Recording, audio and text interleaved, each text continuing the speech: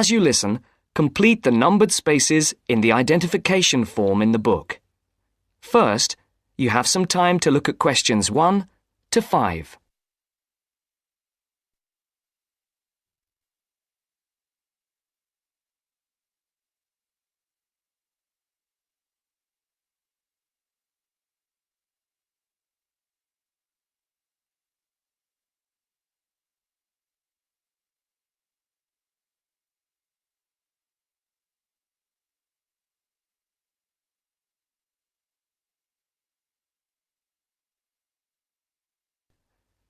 You should answer the questions as you listen, because you will not hear the recording a second time. Listen carefully and answer questions 1 to 5. Platinum Card Service, Rebecca speaking. How may I help you? I've got a few problems with my credit card account. Okay. What is your credit card number? Let's see. It's here somewhere. Here it is. Can I just take the card number, please? Yes, it's 6992 6992 3443 3443 1147 1147 8921. 8921. Right. Can I just check that? 6992 3443 1147 8921. That's it. And your name? Carlos de Silva. I just need to check a few details for identification and security, if you'll bear with me. That's okay. And what's your postcode? SE1 8PB. SE1 8PB. That's it. Vauxhall Close, London? Yes, that's right. And the house number? 43. And can you give me your date of birth? 13th of the 7th, 63. And one further check, if I may. Can you give me your mother's maiden name?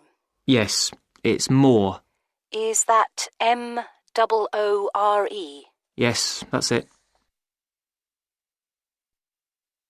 Before the caller and operator continue their telephone conversation, look at questions 6 to 10.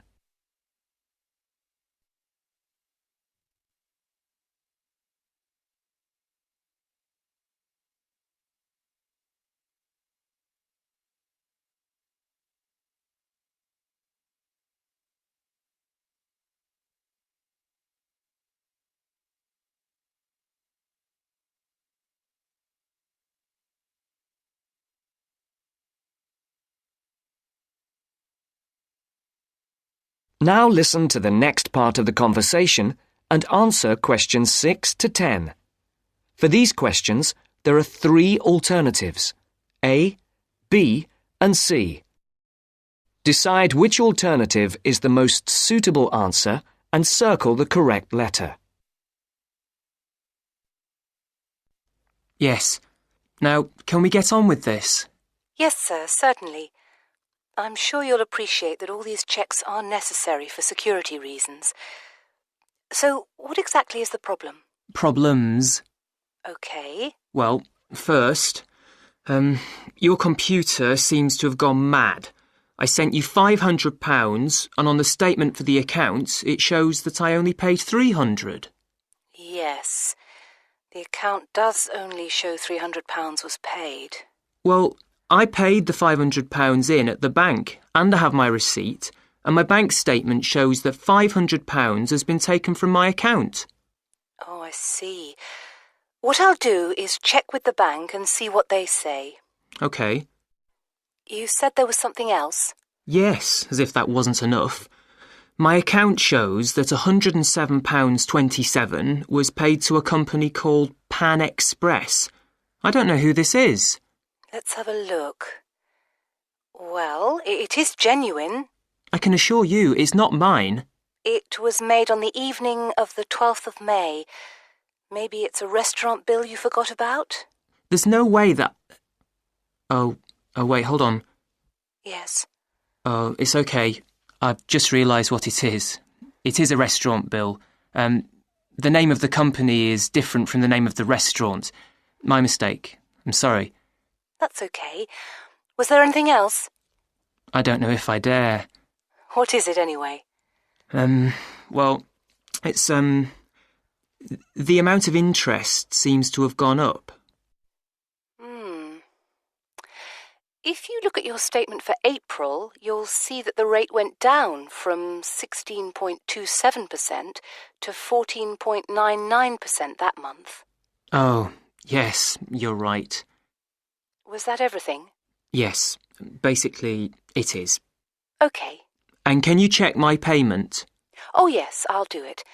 Can I phone you back? I'll be at home for the next 2 hours. I have to leave at 11. Right. What's your number? 020 7989 7182. Hold on. 020 7979?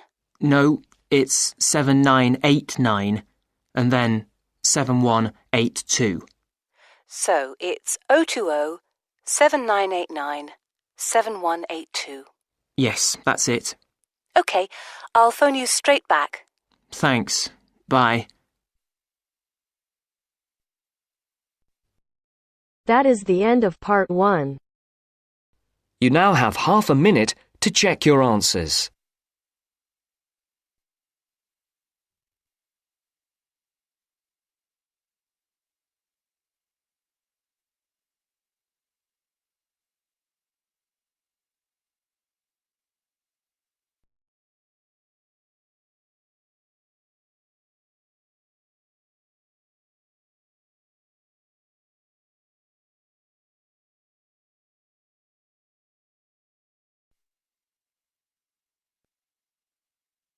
Now turns to part 2. Part 2. You will hear part of a lecture on art and culture in the Indonesian island of Bali. First, you have some time to look at questions 11 to 15.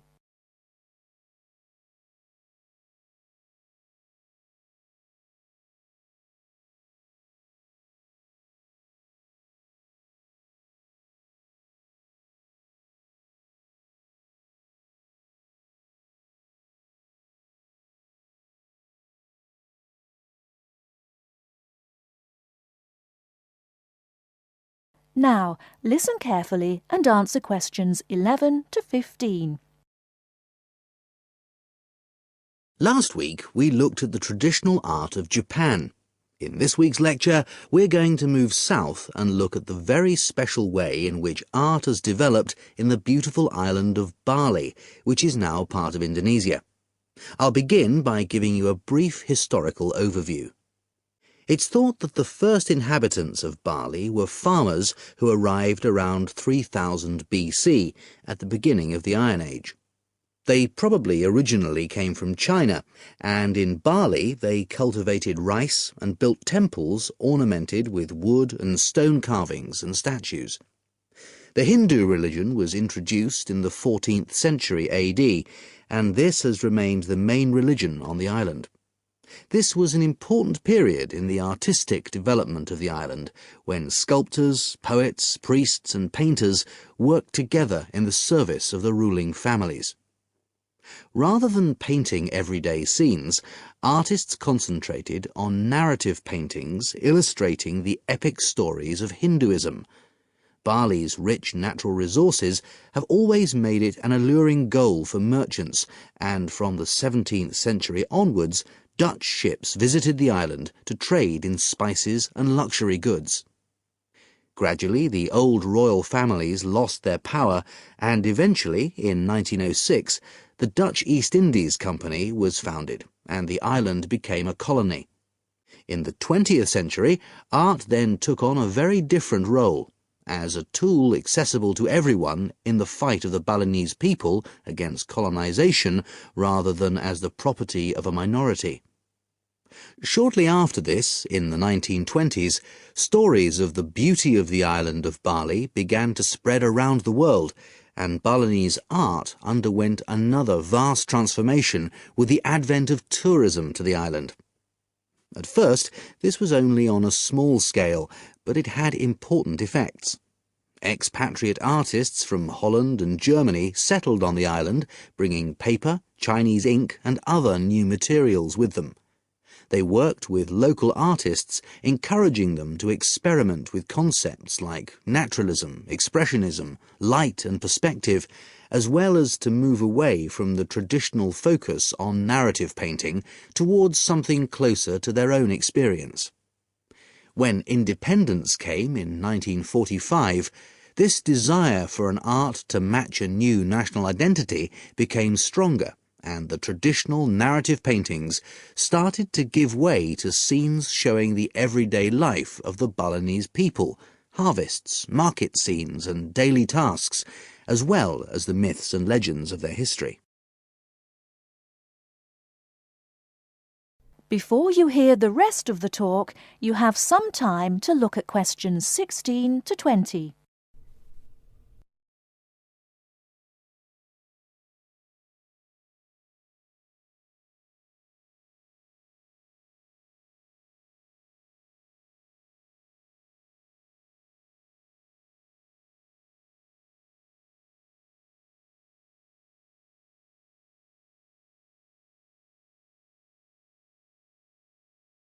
Now listen and answer questions 16 to 20.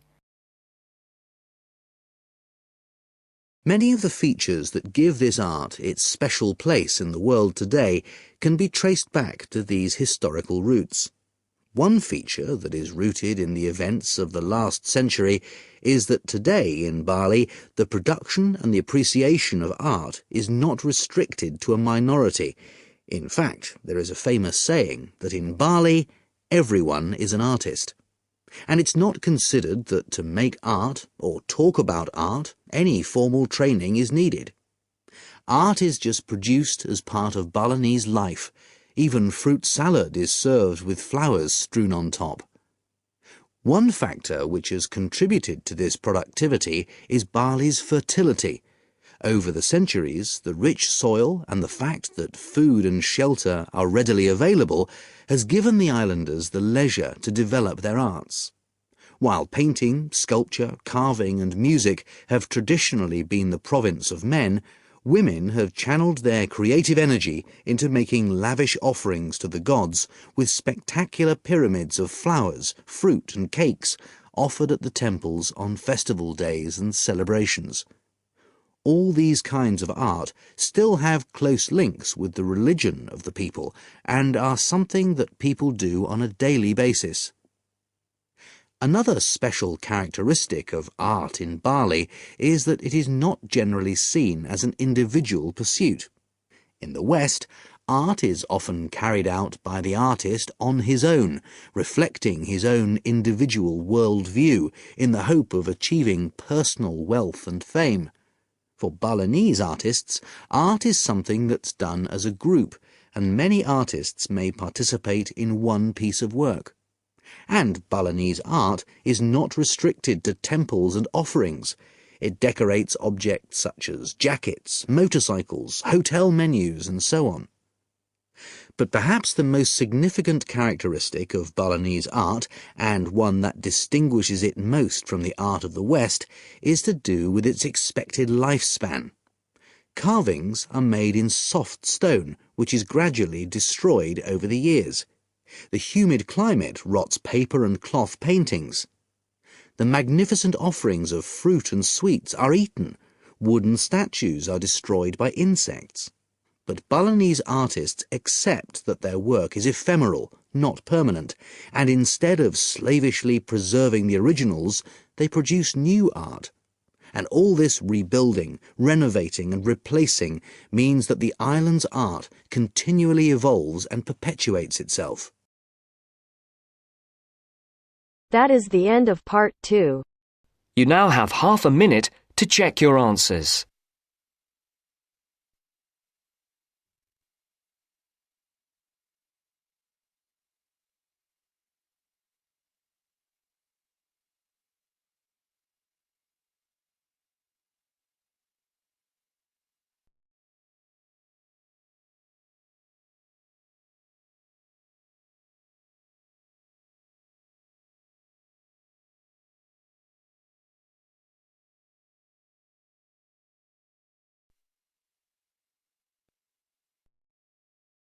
Now turns to Part 3. Part 3. You will hear two students, Sharon and Zhao Li, talking to their tutor about a presentation they gave the previous week. First, you have some time to look at questions 21 to 23.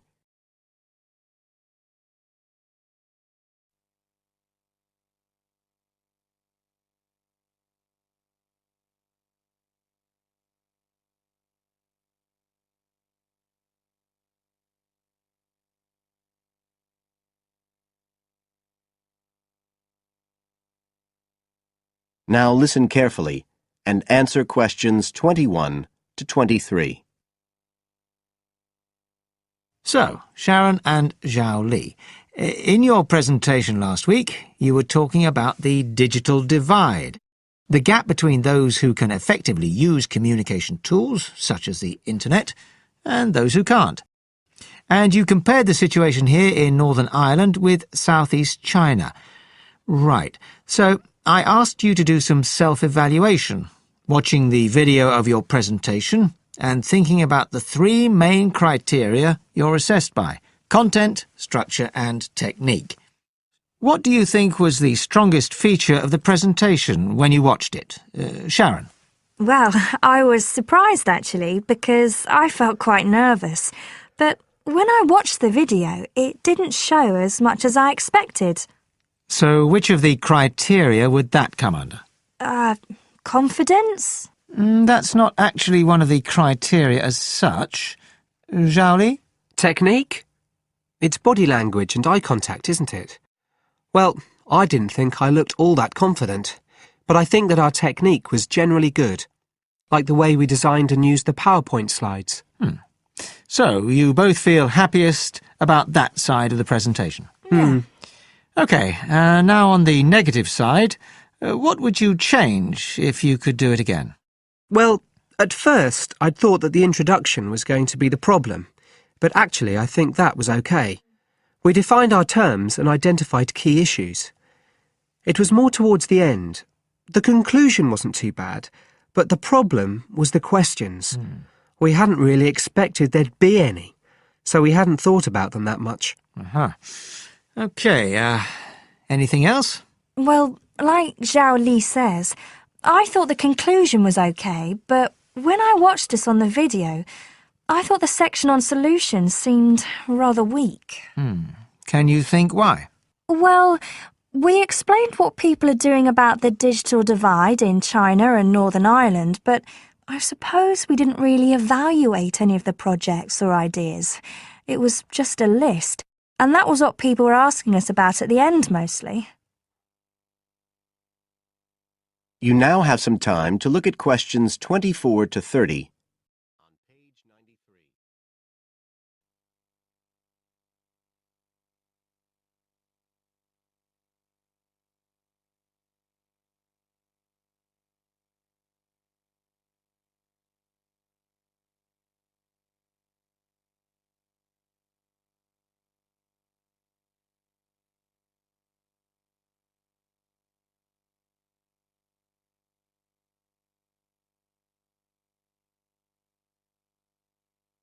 Now listen and answer questions 24 to 30.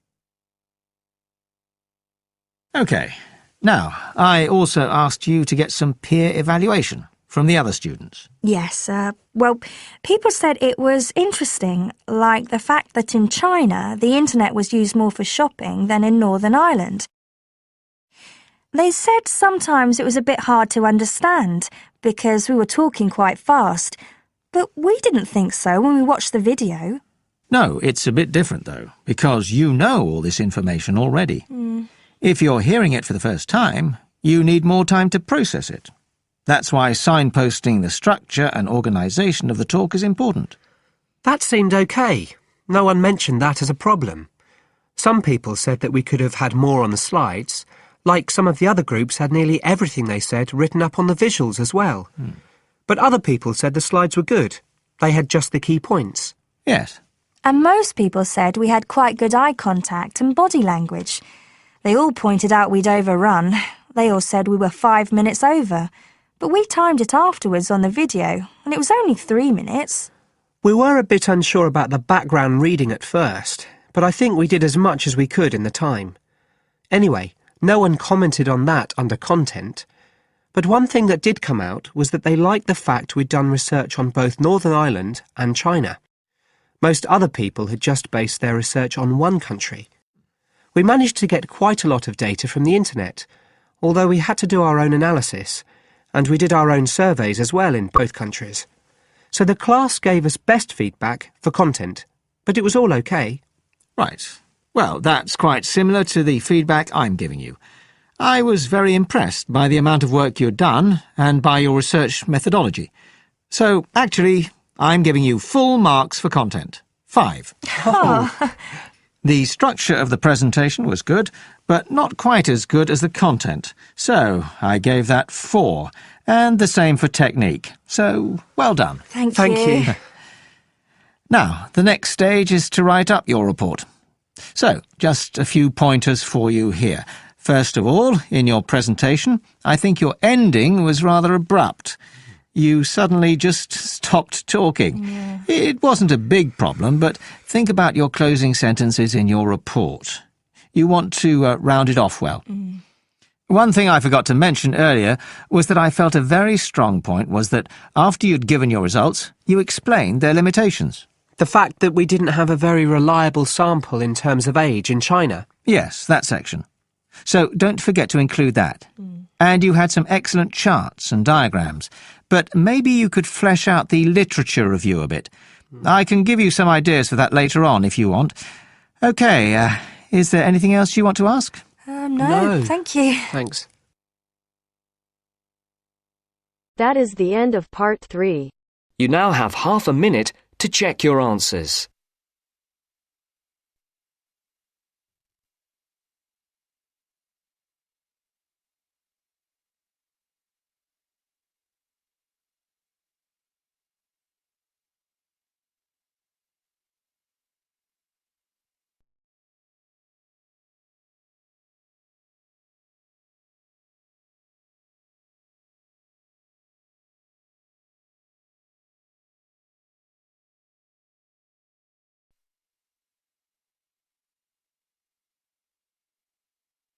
Now turns to part 4.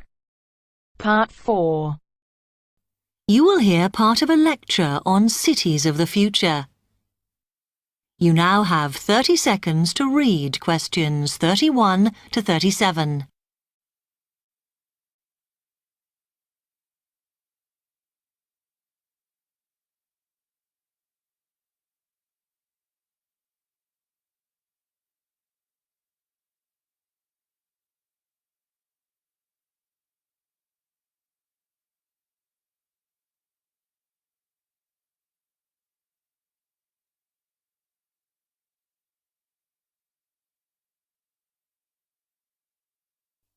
OK, we've been looking at how societies will develop in the future and at the increase in the size of cities. So I want to talk to you today about the key considerations in these cities of the future. There are 3 key elements I want to look at, and these are the new features they will have, issues of size, and the main problems to be considered. First of all, individual transportation will be a big factor in these new megacities as public transport becomes unmanageable. There'll be a huge rise in the use of segways, which are personal transporters like motorized scooters. As a result, and partly also to reduce pollution, roads will be altered so that they are narrower and will take up less of a city's space than they do currently. Naturally, this is a major change to the infrastructure, and something that may hinder it is the huge amount of investment it will require. The next thing is, what is going to happen to the commercial areas?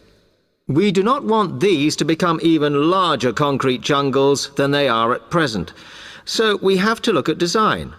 And current designs for city development include building gardens on the roofs of these buildings to make a more pleasant environment for workers. And you may think that these areas will expand to cope with increased commercial activity. In fact, The prediction is that they will cover 1/5 of the area that they do at present as we build upwards. The exception to this is shopping centres, which we predict will expand with more and more temperature-controlled malls.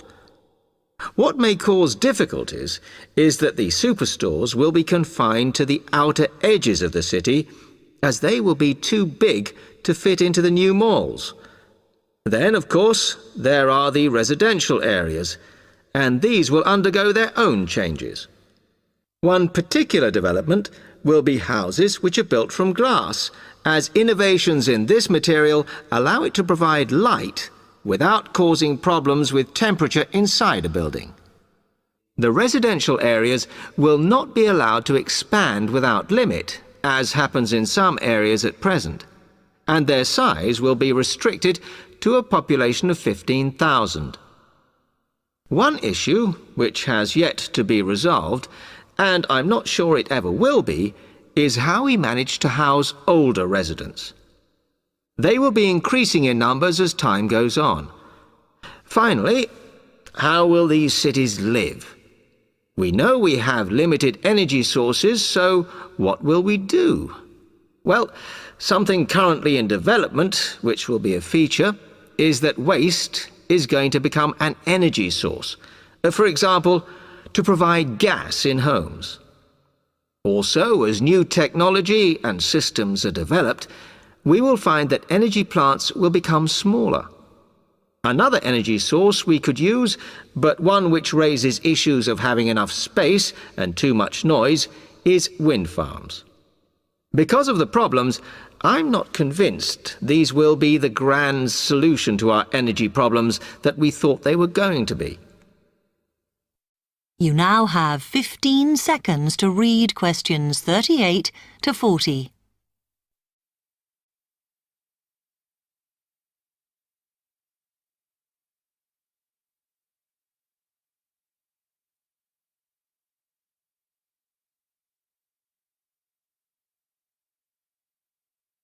Now, moving on to looking at the social aspect of cities, we need to look at housing and how people will live. Cities currently have flats in the centre, populated by single people and wealthier residents, and families tend to move to the outskirts. In the future, the centre of cities will see a dramatic change. We will see many more examples of cooperative buildings. This is where people join together to form a company that owns the building they live in. And despite continuing shortages, there will also be a rise in the provision of retirement homes in city centres, so that the elderly can have easy access to hospitals and shops.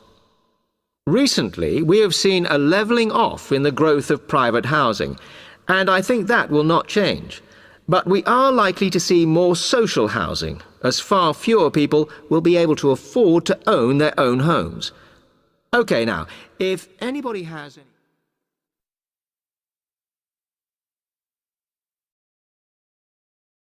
That is the end of part 4.